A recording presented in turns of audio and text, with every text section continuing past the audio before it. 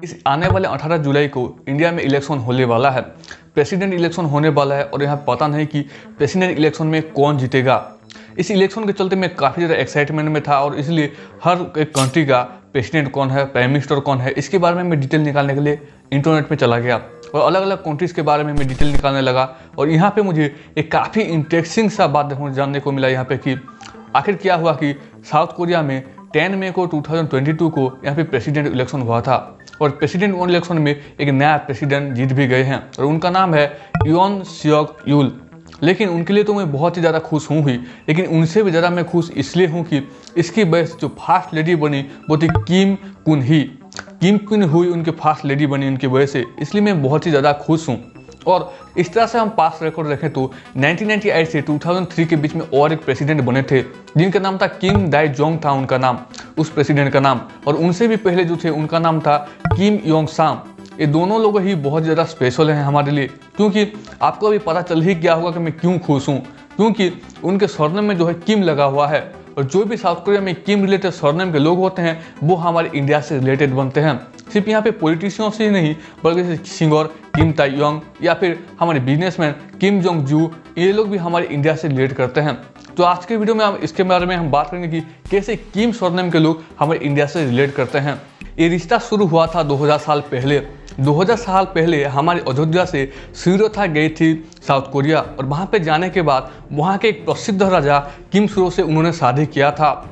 लेकिन सूर्यथा जो थी वो खुद यहाँ पे नहीं गए थे, उनको खुद का मर्जी वहाँ पे नहीं था। वहाँ पे क्या हुआ कि उनके पापा को एक सपना आया, और उनके सपने में आके उन्होंने बताया उस गॉडेस ने कि आपके कन्या के लिए उचित वर जो है वो साउथ कोरिया की तरफ मिलेगा। उसी को देखते हुए उन्होंने सूर्यथा को बताया कि देखो बच्चा, ऐसी ऐसी बात है और मैंने एक सपना देखा जिसमें कि बोल रहे थे कि वो गॉड की आपके लिए उचित कन्या के लिए वहाँ पे आपको वर मिलेगा साउथ कोरिया में। फिर क्या था, सूर्यथा ने उनके पापा को बात को ना टालते हुए वो निकल गए साउथ कोरिया की तरफ। 2 महीने के समंदर के रास्ते से गुजरते हुए इतने सारे मुश्किलें झेलने के बाद 2 महीने के बाद वो पहुंची साउथ कोरिया। जैसे ही उन्होंने साउथ कोरिया में कदम रखा, उन्होंने बहुत सारी जगह ट्रैवल ऐसे ही किया, लेकिन कुछ महीने तो ऐसे ही बीत गए और सूर्यथा ने जो थे धीरे धीरे ऐसे ही किम से मिले और किम सुरो से मिलने के बाद वो समझ गए कि यही वो लड़का है जिसके बारे में हमारे पापा ने सपना देखा था शायद। और वैसे ही वो धीरे धीरे इन दोनों में दोस्ती हुआ और गहरी दोस्ती होने के बाद ये दोस्ती प्यार में बदल गया और दोनों ही समझ गए कि वो दोनों एक दूसरे के लिए ही बने हैं।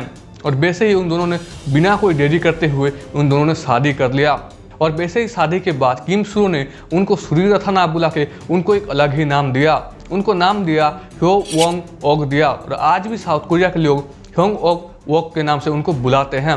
और वैसे ही जैसे और भी टाइम बीतता गया, उनको शादी को उनके 12 बच्चे हुए। हाँ गाइस, उनके 12 बच्चे हुए। लेकिन स्पेशली जो है किम सुरो और हमारे सूर्यथा का जो डायरेक्ट डिसेंडेंट्स माने जाते हैं वो है हमारे किम क्लैन, ली क्लैन और ह्यो क्लैन। इन तीनों क्लैन को बहुत ही डायरेक्ट और सबसे मजबूत क्लैन माना जाता है और यही लोग जो हैं वो तीनों मिलके कहते हैं कोरक डायनेस्टी कहलाते हैं। कोरक डायनेस्टी का मतलब है कि आप पूरी तरह से सूर्यथा और किम सुरो के डिसेंडेंट्स हैं, उनसे आप पूरी तरह से लिंक करते हो, आप रिलेटेबल हैं। और इसे आप देखो तो वो लोग काफ़ी इसे रिस्पेक्टफुली लेते हैं। और आज भी आप जाओगे तो गिमहाओ सिटी में आज भी वो जो है सूर्यथा का वो टॉम बनाया हुआ है, वहाँ पे रिस्पेक्टफुली उनके समाधि को रखा गया है। आज भी लोग उसे देखने जाते हैं बहुत ही रिस्पेक्टफुली, ये उनके लिए बहुत ही बड़ी बात है। और अभी हम आ जाते हैं प्रेजेंट मोमेंट में। अभी हम प्रेजेंट डे में हम देखें तो ऑलमोस्ट कोरक डायनेस्टी के लोग 6 मिलियन से भी ज़्यादा हैं। हाँ दोस्तों, साउथ कोरिया में 6 मिलियन से भी ज़्यादा कोरक डायनेस्टी के लोग बिलोंग करते हैं। ऑलमोस्ट हम देखें तो इस हिसाब से 10% जो साउथ कोरियन पीपल जो हैं वो हमारे किम सुरो और सूर्यथा के डायरेक्ट डिसेंडेंट्स हैं माने जाते हैं। इस हिसाब से हम ये भी कह सकते हैं कि 10% जो पॉपुलेशन है वो हमारे इंडियन के जेनेटिक्सली कनेक्ट है, ऐसा भी हम कह सकते हैं, जो कि काफ़ी ये खूबसूरत सी बात है। इसी रिश्ते को देखते हुए 2018 में हमारे यूपी गवर्नमेंट ने क्या किया कि हमारी सूर्यथा और किम सुरो को एक फाउंडेशन स्टोन स्थापित किया यूपी में। वहाँ पे फर्स्ट लेडी भी आई थी उस वक्त और उन्होंने बहुत ही जमकर प्रशंसा भी किया था हमारे इंडिया का। और यहाँ पे हम देखें तो लेकिन इसके बावजूद कई लोग ये भी मानते हैं कि हमारे जो सूर्यथा हैं वो अयोध्या से नहीं बल्कि इंडिया के कोई अदर पार्ट से बिलोंग करते हैं, जैसे कि हमारे साउथ इंडिया से। कुछ लोगों का ये भी मानना है कि जो हमारे सूर्यथा हैं वो साउथ इंडिया से बिलोंग करते हैं और वो लोग तमिल क्वीन है, ऐसा भी कुछ लोगों का मान्यता है, थ्योरी है। लेकिन हम और भी क्लोजली देखें तो हम देखने को मिलता है कि जो तमिल लैंग्वेज है और हमारे साउथ कोरियन लैंग्वेज हांगुल है, उन दोनों का लैंग्वेज बहुत ही ज़्यादा सिमिलरिटीज है। हाँ दोस्तों, बहुत ज़्यादा सिमिलरिटीज आपको देखने को मिलेगा। हम तमिल लैंग्वेज में क्या कहते हैं, मॉम को हम अम्मा कहते हैं, वैसे ही आपको साउथ कोरियन लैंग्वेज में भी ओम्मा बोलो कहते हैं। हम डे को तमिल में क्या कहते हैं, नाई कहते हैं, लेकिन हमारे साउथ कोरिया में भी नाई ही कहते हैं।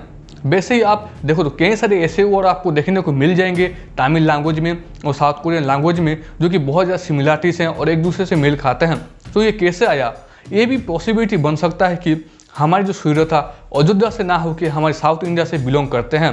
वो साउथ कोरिया के एक तमिल क्वीन भी हो सकती हैं जिनका लैंग्वेज इवॉल्व होकर वहाँ पे साउथ कोरिया जाने के बाद ह्यो वोंग ओक होने के बाद भी उनका जो लैंग्वेज का कुछ कुछ वर्ड्स हैं वो हमारे साउथ कोरिया में हमको देखने को मिलता है।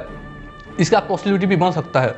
लेकिन कुछ भी हो, ये काफ़ी खूबसूरत बात है कि हम दोनों ही एक अलग अलग कंट्रीज हैं। एक इंडिया और साउथ कोरिया बहुत ही अलग अलग कंट्रीज हैं, उनका कल्चर बहुत ज़्यादा डिफरेंस हमारे देखने को मिलता है।